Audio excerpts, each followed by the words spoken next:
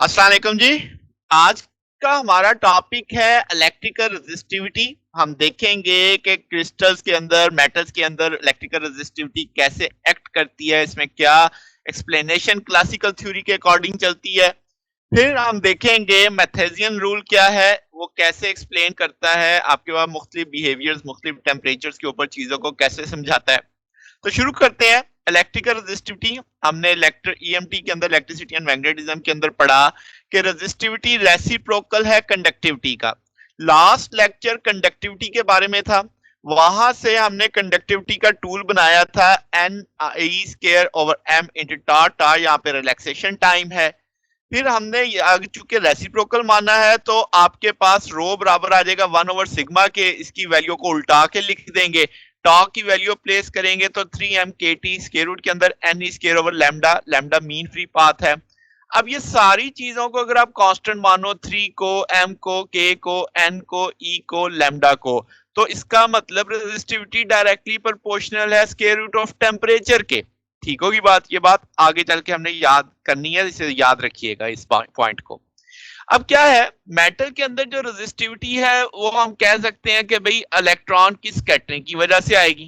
Conduction electron जो चल रहे होते हैं उनकी स्कैटरिंग की वजह से। अब ये स्कैटरिंग क्यों होगी? क्योंकि लेटेस्ट वाइब्रेशंस हो सकती हैं वहां पे और इंप्यूरिटीज हो सकती हैं। तो दो मुद्दे सामने आ गए भाई, स्कैटरिंग या रेजिस्टिविटी की बुनियादी वजूहात। उनमें से पहली क्या पड़ी? Scattering due to lattice vibration, जिसे हम फोनांस कहेंगे।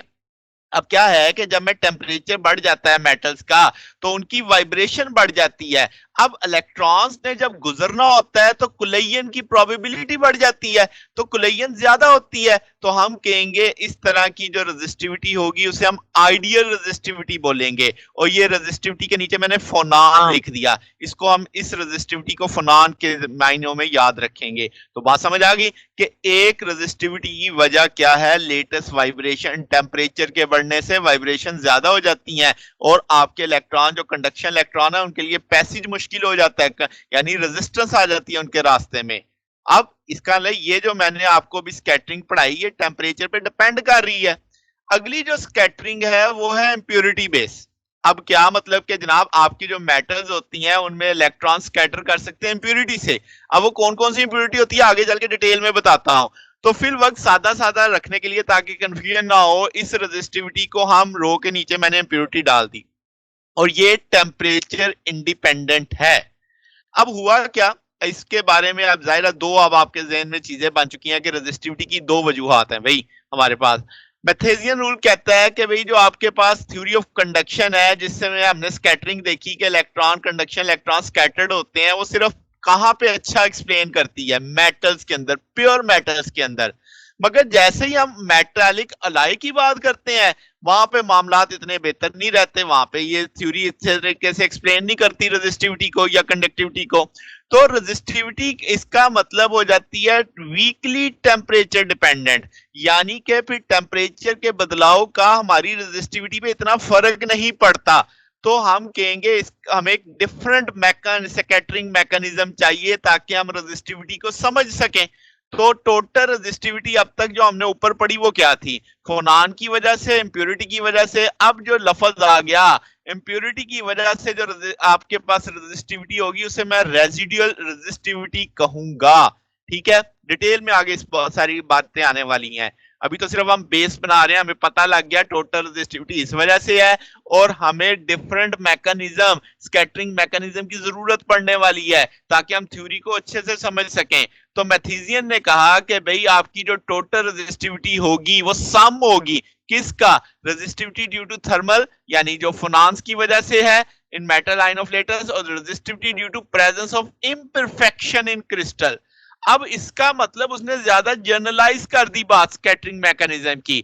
तो उसने कहा टोटल जो रिजल्टेंट निकालना है वो सम होगा इंडिविजुअल रेजिस्टिविटी का, यानी जो जो रेजिस्टिविटी प्रेजेंट होगी उस सब का सम कर दो तो टोटल रेजिस्टिविटी आ जाएगी। अब वो कौन सी चीजें हो सकती हैं? एक तो इंप्योरिटी हो सकती है, आपके इंटरस्टिशियल एटम्स हो सकते हैं, डिसलोकेशन है, पॉइंट इफेक्ट्स है, ग्रेन बाउंड्रीज है, वैकेंसी है। तो ये सारे वो मैकेनिज्म है जो रेजिस्टिविटी का बायस बनने वाले हैं। अच्छा, एक चीज और हमें फिर पता चली कि भाई आपकी जो रेजिस्टिविटी ऑफ मेटल है, अगर हम उसमें डिफेक्ट्स की कंसंट्रेशन बढ़ा दें तो इसका मतलब कि आपके पास यानी वो डिपेंड करेगी उस पे, रेजिस्टिविटी इंक्रीज कर देगी। अगर आपके डिफेक्ट्स कोई से भी आ जाए उसमें तो आपकी रेजिस्टिविटी इंक्रीज कर देगी। यही तो मैथेजियन रूल कह रहा है कि आपके पास कोई भी इंडिविजुअल अगर बढ़ेगी तो टोटल रेजिस्टिविटी बढ़ जाएगी आपकी। अच्छा, ये वाली जो आपकी डिफेक्ट्स हैं ये टेम्परेचर पे डिपेंड नहीं करते। तो इसका मतलब अलाय का एडवांटेज यही होता है कि हम जो रेजिस्टिव कंपोनेंट्स बनाते हैं वो अलाय के इसीलिए बनाते हैं कि उनमें टेम्परेचर इंडिपेंडेंट होते हैं। उनमें जो रेजिस्टिविटी आएगी वो अपने डिफेक्ट्स की तरह से ही आनी है। ठीक होगी बात? अच्छा, अब आप जरा टेम्परेचर के हवाले से चीजें देखते हैं। आप कहेंगे कि भाई जो ये टेम्परेचर ये रूल है ना ये लेस एक्यूरेट हो जाता है कब? हाई टेम्परेचर पे और हाई इंप्योरिटी कंटेंट पे। अभी जब मैंने स्टार्ट किया था तो मैंने बताया था ना कि आपकी resistivity square root of temperature के डायरेक्टली प्रोपोर्शनल है, तो मैंने 1/2 लिखा ताकि मुझे आगे चीजें समझानी आसान हो। ये बात हम पहले कर चुके हैं। ओके, अब क्या है जनाब, तो इस ये जो रूल है ये जो इस वक्त मैंने हाईलाइट किया हुआ है ये थ्योरेटिकली है। अब एक्सपेरिमेंटली ये चीज एग्री नहीं होती।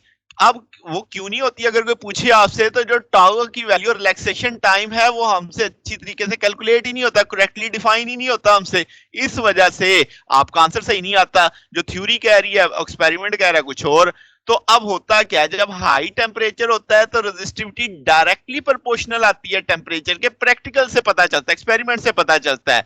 और इसी बुनियाद पे तो हम ये फार्मूला बनाते हैं रेजिस्टेंस का, R is equal to R0 1 plus alpha T. Alpha यहाँ पे थर्मल कोफिशिएंट ऑफ एक्सपेंशन होता है। ठीक होगी बात? और जब हम लो टेम्परेचर पे आ जाते हैं तो रेजिस्टिविटी डायरेक्टली प्रोपोर्शनल होती है T⁻³ का।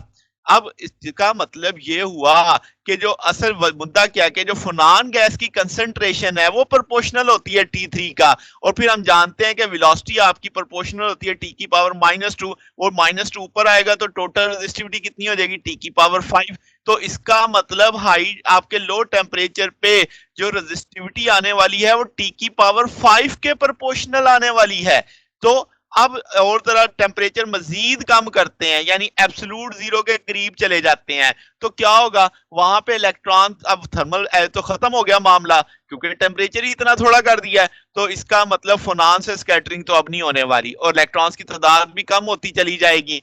तो अब इसका मतलब सब जो स्कैटरिंग की एक असल वजह बची वो सिर्फ यही बची कि आपकी जो इंप्योरिटी होगी या डिफेक्ट्स होंगे क्रिस्टल के अंदर, वो जैसे मैंने ऊपर भी बताया वैकेंसीज, डिसलोकेशन या ग्रेन बाउंड्रीज, ये सारी वजूहत बनेंगी। तो रेजिस्टिविटी आपकी टेम्परेचर से अब इंडिपेंडेंट हो गई लो टेम्परेचर के ऊपर, वो सिर्फ मटेरियल के डिफेक्ट्स के ऊपर आ गई। ठीक होगी बात?